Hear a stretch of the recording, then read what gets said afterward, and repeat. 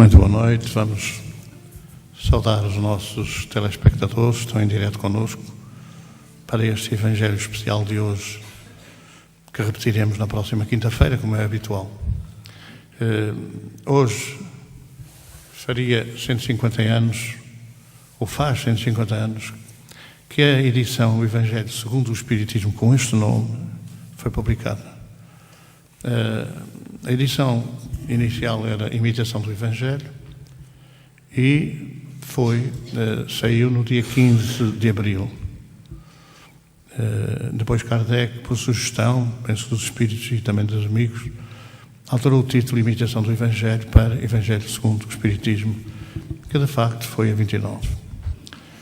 Uma particularidade apenas, de coincidência, é que no dia 29 de abril de 2005, a Associação foi, depois de 10 anos de espera, considerada Instituição Particular de Solidariedade Social, a 29 de abril. E por esta feliz coincidência é que nós resolvemos, homenageando Kardec, resolvemos fazer a tradução do Evangelho segundo o Espiritismo para o português. Nós não temos... Alguém fala que houve uma edição em português de Portugal, claro, no início do século XX, provavelmente nos finais do século XIX e princípio do século XX, que se lhe perdeu o rastro se ela existiu. E, portanto, não temos conhecimento, não conseguimos localizar.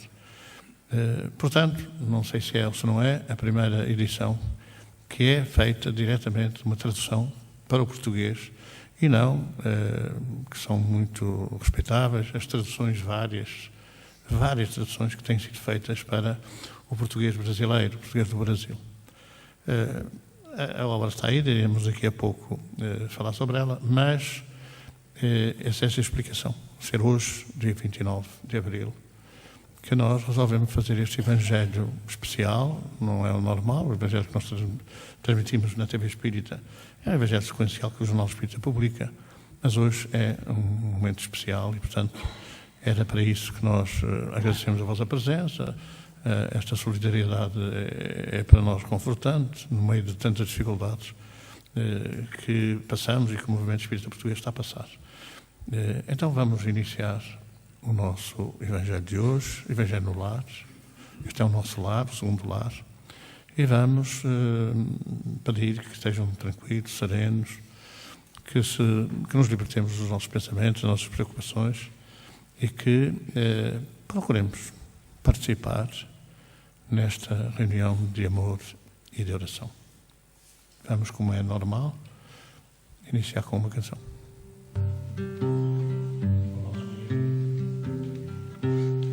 Irmãos, juntai-vos a nós, dai-vos com sentido amor, e jamais ficarei sós, sem guia, sem protetor.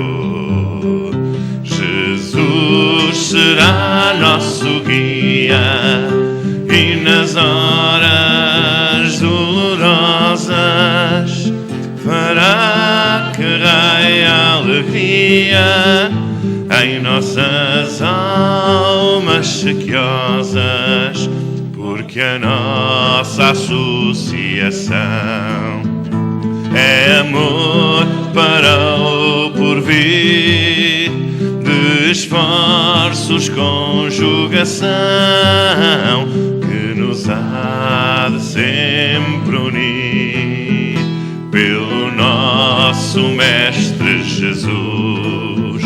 Dar-nos-emos por inteiro, transformando nossa cruz em autêntico luzeiro. Irmãos, juntai-vos a nós, dai-vos com sentido amor, e jamais ficarei sós, sem guia, sem protetor. Jesus será nosso guia, e nas horas dolorosas para que reine a alegria em nossas almas sequiosas, nossas vidas sejam luz, a irradiar no universo, sejam força que seduz, seja lira, sejam verso, sejam luta, sejam glória, sejam marco e morredoiro, lembrança da história, com chancela em tintadoiro.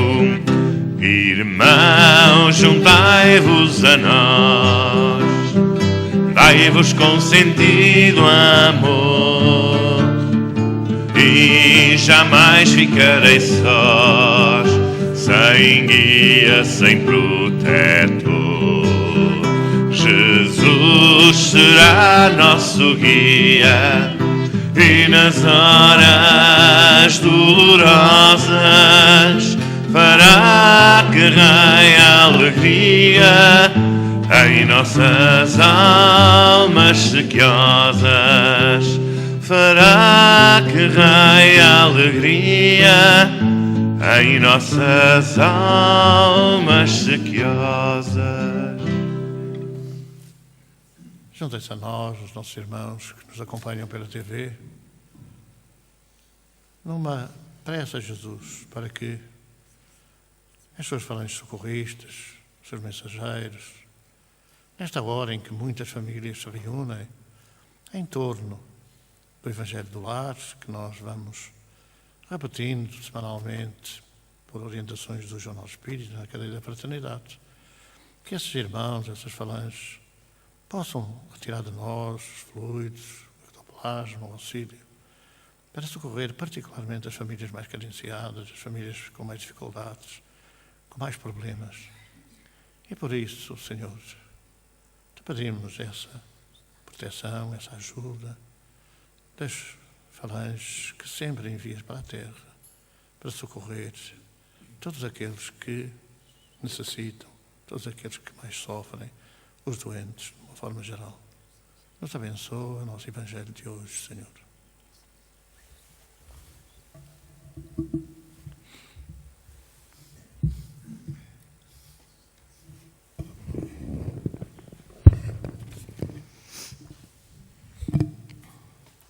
O Espiritismo. O Espiritismo é a nova ciência que vem revelar aos homens, através de provas irrecusáveis, a existência e a natureza do mundo espiritual e as suas relações com o mundo corpóreo. Ele nos mostra não mais como uma coisa sobrenatural, mas ao contrário, como uma das forças vivas e incessantemente atuantes na natureza, como a fonte de uma imensidade de fenómenos incompreendidos e rejeitados até então, e por essa razão relegados para o domínio do fantástico e do maravilhoso. É a essas relações que Cristo faz alusão em várias circunstâncias, e é por isso que muitas coisas que ele disse ficaram ininteligíveis ou foram falsamente interpretadas. O Espiritismo é a chave com a ajuda da qual tudo se explica com facilidade. A lei do Antigo Testamento é personificada em Moisés, a do Novo Testamento em Cristo. O Espiritismo é a terceira revelação da lei de Deus, mas não está personificada em nenhum indivíduo, porque ele é o produto do ensinamento dado, não por um homem, mas pelos Espíritos, que são as vozes do céu, sobre todos os pontos da terra e através de uma multidão inumerável de intermediários. É, de certa maneira, um ser coletivo formado pelo conjunto de seres do mundo espiritual, trazendo cada um aos homens o tributo das luzes para lhes fazer conhecer esse mundo e a sorte que aí os espera. Tal como Cristo disse, não venho para destruir a lei, mas cumpri-la, o Espiritismo diz igualmente, não venho para destruir a lei cristã, mas para a cumprir. Ele não ensina nada ao contrário do que ensinou Cristo, mas desenvolve, completa e explica, em termos claros para todos, o que apenas tinha sido dito sob uma forma alegórica. Vem cumprir, nos tempos perdidos, o que o Cristo anunciou e preparar o cumprimento das coisas futuras. É, pois, obra do Cristo que o preside, como também anunciou de igual modo a regeneração que só opera e prepara o reino de Deus sobre a terra. Aliança da ciência e da religião. A ciência e a religião são as duas alavancas da inteligência humana. Uma revela as leis do mundo material e a outra as leis do mundo moral. Mas umas e outras, tendo o mesmo princípio que é Deus, não podem contradizer-se, se são a negação uma da outra, uma está necessariamente em erro e a outra em verdade, porque Deus não pode querer destruir a sua própria obra. A incompatibilidade que se pensou ver entre estas duas ordens de ideias deve-se a um erro de observação e a muito da exclusividade de uma parte e de outra. Daí um conflito de onde nasceram a incredulidade e a intolerância. Os tempos são chegados em que os ensinamentos do Cristo têm de ser completados, onde o véu intencionalmente lançado sobre algumas partes desse ensino tem de ser levantado, onde a ciência, deixando de ser exclusivamente materialista, deve ter em conta um elemento espiritual e onde a religião, deixando de desconhecer as leis orgânicas e imutáveis da matéria, devem caminhar juntas, apoiando-se uma na outra. Então, a religião, não receando mais nenhum desmentido da ciência, adquirirá uma força inabalável, porque estará de acordo com a razão e não se poderá mais opor-lhe a irresistível lógica dos fatos. A ciência e a religião não puderam entender-se até hoje, porque cada uma, vendo as coisas do seu ponto de vista exclusivo, repeliam-se mutuamente. Era necessário alguma coisa para preencher o vazio que as separava, um traço de união que as reaproximasse. Esse traço de união está no conhecimento das leis que regem o mundo espiritual e as suas relações com o mundo corpóreo, leis tão imutáveis como aquelas que regem o movimento dos astros e a existência dos seres. Dessas relações, uma vez provadas pela experiência, fez-se nova luz. A fé dirigiu-se à razão. A razão não encontrou lá nada de ilógico na fé e o materialismo foi vencido. Mas nisso, como em tudo, há pessoas que ficam para trás, até que sejam levadas pelo movimento geral que as esmaga, se quiserem resistir em vez de o acompanharem. É toda uma revolução moral que se opera neste momento sob a ação dos espíritos. Depois de elaborada durante mais de 18 séculos, ela atinge a sua plena realização e vai marcar uma nova era na humanidade. As consequências dessa revolução são fáceis de prever. Ela deve trazer para as relações sociais inevitáveis modificações, às quais ninguém terá força para se opor, porque estão nos desígnios de Deus e derivam da lei do progresso, que é uma das leis de Deus. É uma leitura do primeiro capítulo do Evangelho segundo o Espiritismo. Conhecimento. Recorda que Jesus, ao anunciar que pediria ao Pai que enviasse outro Consolador, afirmou que ele lembraria tudo quanto nos deixou como ensino e esclareceria todas as coisas, particularmente aquelas que retemos como inaceitáveis. Busca, pois, conhecer os contornos da lei de justiça e de bondade que o Pai estabeleceu para toda a humanidade. O conhecimento é a fonte inexaurível para a libertação que aqueles que mais têm, certamente mais lhes será dado, porque na busca de respostas para as dúvidas exercitarão o raciocínio, ouvi-las-ão, gerando novas dúvidas, o que permite marchar caldeantes com amor para a sabedoria dos justos. É um trecho tirado do livro Vem Comigo,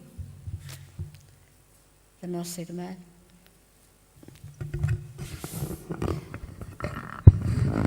Essas duas leituras que nós ouvimos revestem-se de grande importância, embora não tenham a ver com nenhum aspecto especial, nenhum ritual, mas têm a ver exatamente com aquilo que nos reúne hoje, que é a homenagem que prestamos a Allan Kardec, que há 150 anos, com grandes dificuldades,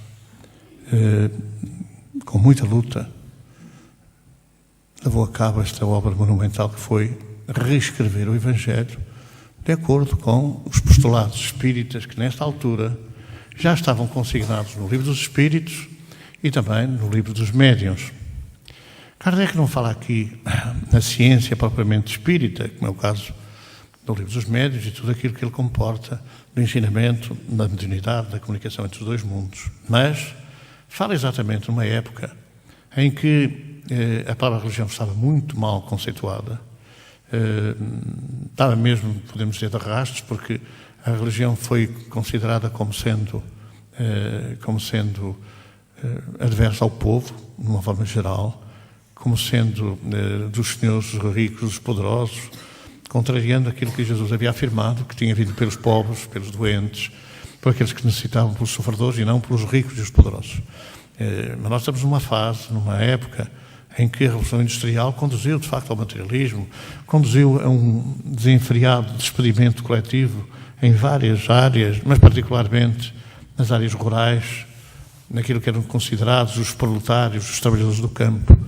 E isso, a par das indulgências, da compra dos perdões, acabou por afastar o povo, os cristãos, vamos dizer assim, de uma religião que não lhes dizia nada. Então, estava muito mal considerada a religião. Mas é curioso que esta passagem do Evangelho segundo o Espiritismo, já numa fase adiantada, já quando Rostand havia tentado levar para o catolicismo a filosofia espírita, no Livro dos Espíritos, e a ciência espírita no Livro dos Médiuns, já nessa fase era importante dar a visão religiosa da doutrina.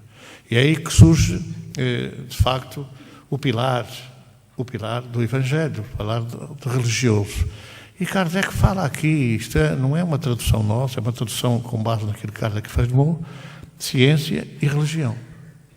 Ciência e religião. Há várias passagens, às vezes as pessoas só referem aquilo que convém num determinado momento. São uma atividade moral com consequências religiosas. Não, Kardec afirma mesmo que o Espiritismo também é religião. Atenção, também é religião. Não é também é uma religião. Também é religião. Onde cabem todos. Aliás, era notória o aconselhamento, ou melhor, a afirmação de que o Espiritismo não veio substituir nenhuma religião, mas veio contribuir para que todos os religiosos fossem melhores religiosos dentro das suas religiões. Ora, esta é importante notar isto. Até porque, como eu disse há pouco, a tentativa que houve de apropriarem-se os conhecimentos que o Espiritismo vinha trazendo, e nós temos que saber quem é que conduziu esta codificação, esta transmissão, digamos assim, dos conhecimentos. E está esclarecido também no Evangelho segundo o Espiritismo, quando o Espírito de Verdade diz que tinha vindo como outrora aos filhos da casa de Israel. Quem é que veio outrora aos filhos da casa de Israel? Senão o próprio Cristo, senão o próprio Jesus. Portanto, identificando de uma maneira clara, embora não se pudesse dizer que o Deus que os católicos fizeram também passava a ser o Deus dos espíritas. Porque não tinha nada uma coisa a ver com o outro. E por isso o Espírito de Verdade, de alguma forma, camuflou a sua identificação dessa maneira. Mas nós sabemos que há 12 cartas de Kardec que permanecem no anonimato, que permanecem não divulgadas. E uma das cartas é exatamente sobre o Espírito de Verdade. Quem é o Espírito de Verdade? Por razões óbvias, essas cartas estão na posse hoje da Federação Espírita Brasileira, estão com um grande secretismo.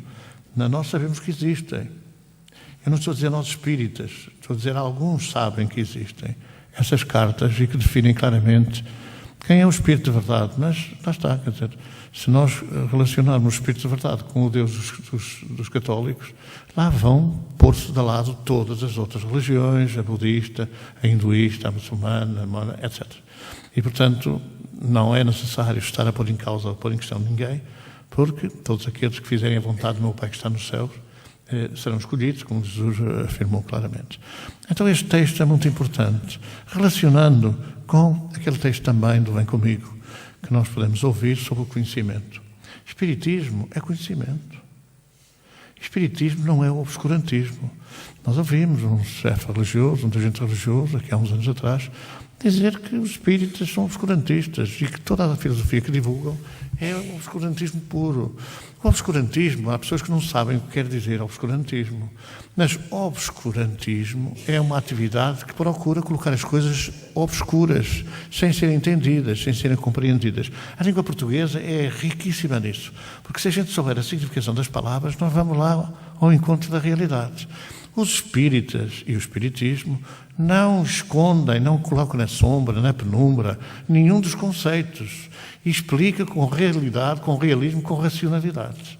Não mantém secreta, não mantém dogmas, nem mantém uma teologia esquisita que muitas vezes não se entende, nem os próprios teólogos entendem. Não é? E então, são coisas que às vezes são absurdas. Deixe-me dar só um exemplo de um silogismo. Se um burro é igual a um camelo e o camelo é igual a um gato, um burro é igual a um gato. Isto é um silogismo de lógica, que não tem lógica nenhuma, porque um burro não é igual a um gato, com certeza. Mas no jogo das palavras, a gente pode fazer muita coisa, pode dizer muita coisa. Então, é um momento de reflexão grande hoje. Então, e as famílias que sofrem, e as famílias que passam dificuldades, que estão em desarmonia, que têm violência no lar, como é que ficam essas famílias? Por isso nós resolvemos avançar com este Evangelho no Lar, ou a cadeia da fraternidade, porque nós sabemos que pelo país inteiro se espalham famílias que fazem a esta hora o culto do Evangelho no Lar. Aliás, o culto do Evangelho às 9h30, nós antecipamos e anunciamos que seria às 8h30, porque em sintonia nós formamos como uma quadrícula, em que nos ligamos pelo pensamento, e tudo é pensamento. Tudo é pensamento. Embora a ciência materialista tenha comprovado cientificamente que o pensamento é uma realidade só nos anos 60 do século passado, Kardec fala, e fala muito concretamente na Gênese, por exemplo, sobre o pensamento, a transmissão do pensamento. Mas Jesus é um manancial de luz nessa matéria, porque quando os irmãos e a mãe se aproximaram da Casa do Caminho, à entrada de Jerusalém, e ele, quando disseram tal e também teus irmãos, ele foi claro ao apanhar os pensamentos que eles traziam e a dizer, mas quem é minha mãe, quem são meus irmãos? Aqueles que fizerem a vontade do meu pai são meu irmão, minha irmã e minha mãe. Porque ele captou o pensamento. Quando Jesus falava de Abraão, os hipócritas fariseus, que ainda há muitos hoje, aliás, podemos dizer que há mais hipócritas hoje do que havia naquele tempo. Porque naquele tempo os hipócritas eram os fariseus e agora a gente não sabe onde é que estão os fariseus. Então, quando Jesus fala de Abraão, os hipócritas pensam, mas quem é este que ainda não tem 50 anos e fala do pai Abraão? E Jesus responde de imediato, antes de Abraão ser, eu sou. E quando Abraão soube que eu vinha, rejubilou. Responde aos pensamentos dos hipócritas fariseus, notando, claro, nem todos tinham ouvidos de ouvir, mas para nós, que já temos alguma abertura nos ouvidos, dá para entender que ele captou o pensamento. Isto é, que os hipócritas emitiram o pensamento e que ele recebeu o pensamento. A nossa glândula pineal é um órgão de recepção e de emissão de ondas que funcionam em torno do pensamento. Então esta é uma realidade muito grande, muito concreta, para aquilo que são os pilares fundamentais da nossa crença, da nossa entrega, da nossa vivência da doutrina espírita. E são estes conceitos e são estas realidades que nós devemos tomar em mão para ajudar aqueles que julgam que, afinal, a religião é uma hipocrisia total. Não, as religiões não são hipocrisia. Os religiosos é que somos muitas vezes hipócritas, porque pensamos de uma maneira, falamos de uma maneira e falamos de uma maneira do pensamento que às vezes não coincide com aquilo que temos e pensamos de uma maneira que também não colabora aquilo que se nos sai pela boca e que vem do coração. Então, é esta reflexão que nós queremos deixar hoje, um dia importante, 150 anos. Eu lembrava aqui uma coisa muito importante. Kardec terá estado uns meses isolado. E por orientação dos espíritos, ele terá sido quase que empurrado para escrever o Evangelho segundo o Espiritismo, exatamente para aquela tentativa de apropriação dos conceitos filosóficos e científicos que ele tinha colocado por orientação dos Espíritos, bem entendido, no Livro dos Espíritos e no Livro dos Médiuns. E, portanto, ele foi quase compulsivamente obrigado a reescrever. E é quando ele muda de imitação do Evangelho para o Evangelho segundo o Espiritismo, é uma orientação, é uma inspiração que terá sido materializada por Didier, que hoje alguns conhecem, de nome, e que lhe terá dito, não deve ser imitação, porque nada é imitável do Evangelho. É a realidade do Evangelho de Jesus analisada à luz dos novos conceitos filosóficos e científicos da época, e que era importante fazer passar, para que não houvesse quaisquer dúvidas.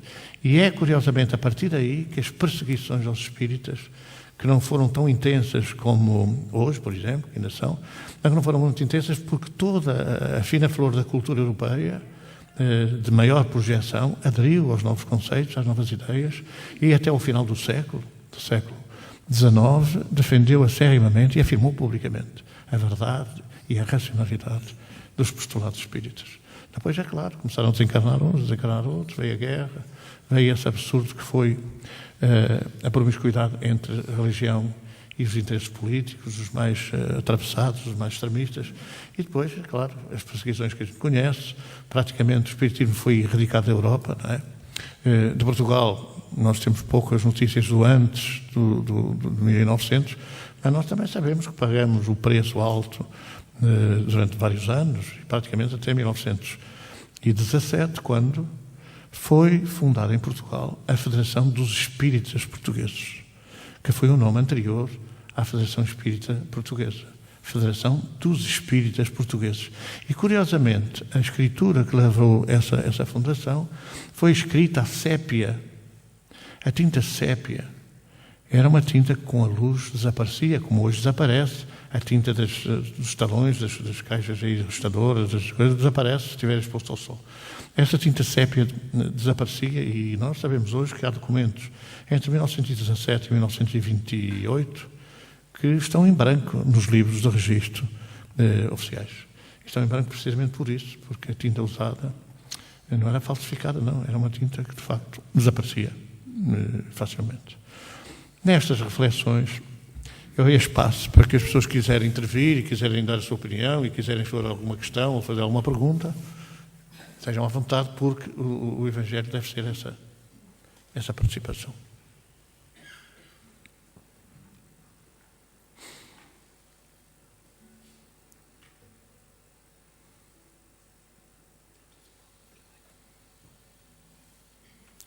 Isto é só começar.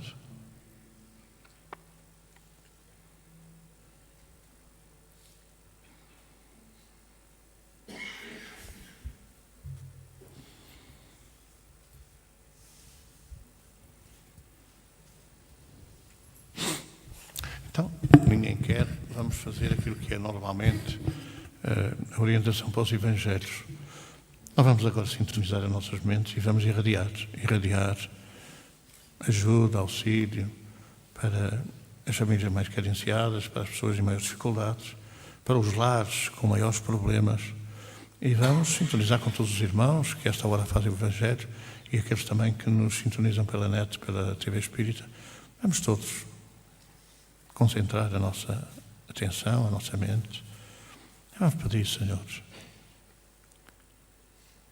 Nós conhecemos tantas famílias, mas tantas famílias, onde a desarmonia é permanente, onde a violência, seja contra as crianças, seja contra homens e mulheres, seja contra os idosos, é uma constante quase diária. Também percebemos que há resgates difíceis, que nós somos aquilo que fomos no passado, que nós escolhemos hoje, ou continuamos a alimentar aquilo que fizemos ou aquilo que éramos.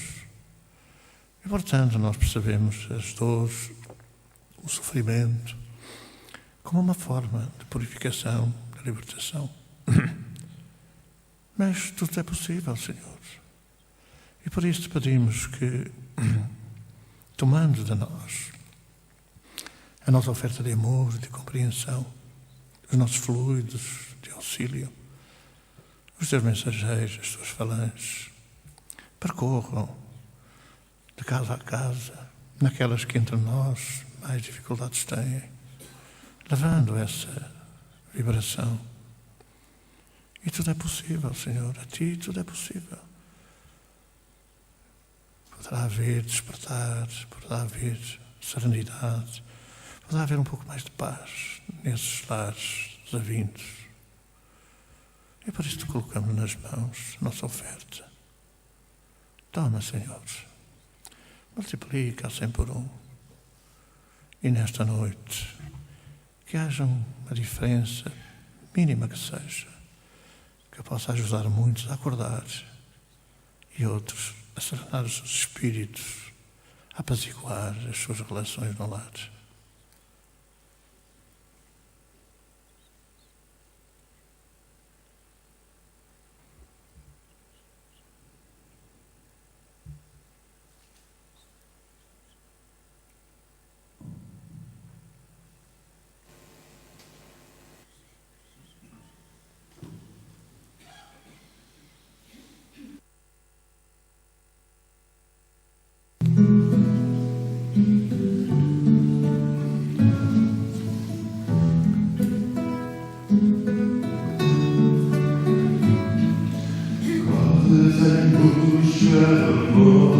Sem veres onde está,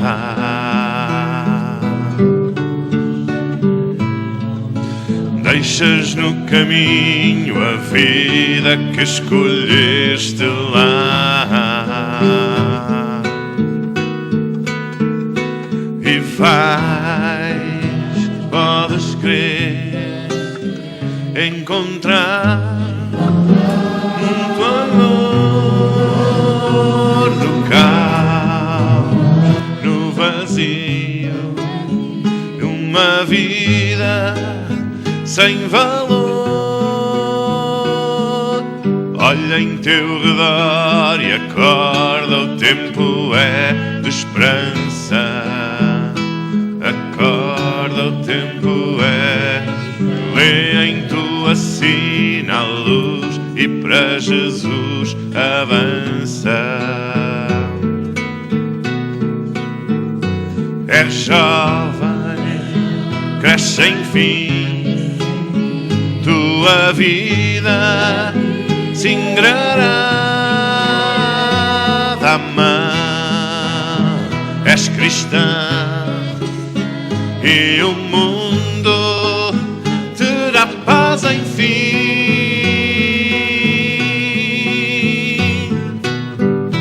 És capaz, eu sei, ajudar. És capaz, eu sei, trabalhar. És capaz, eu sei, avançar. Vai amar, amar, amar, amar, amar, amar, amar, amar. Amar, amar, amar, amar, amar, amar, amar, amar. Vamos construir um mundo onde haja amor, um mundo onde há. Vamos caminhar lutando, mitigando a dor. Lá fora é preciso acordar, nosso irmão que anda vivendo em triste ilusão. Cristo vai voltar, amigo, para nos conduzir. Amigo, para nos conduzir. Jovem, Ele está chamando, Ele está a sorrir. A ti, ao que cai, ao que chora, ao perdido na barca do amor, Ele quer tudo reunido.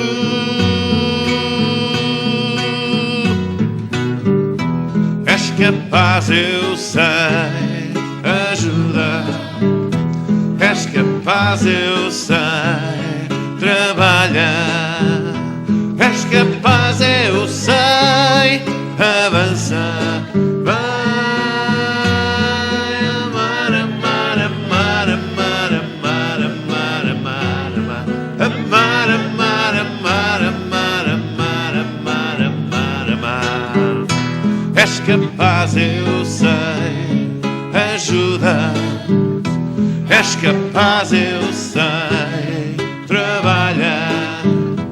És capaz, eu sei, avançar. Amar, amar, amar, amar, amar, amar, amar. Amar, amar, amar, amar, amar. És capaz, eu sei.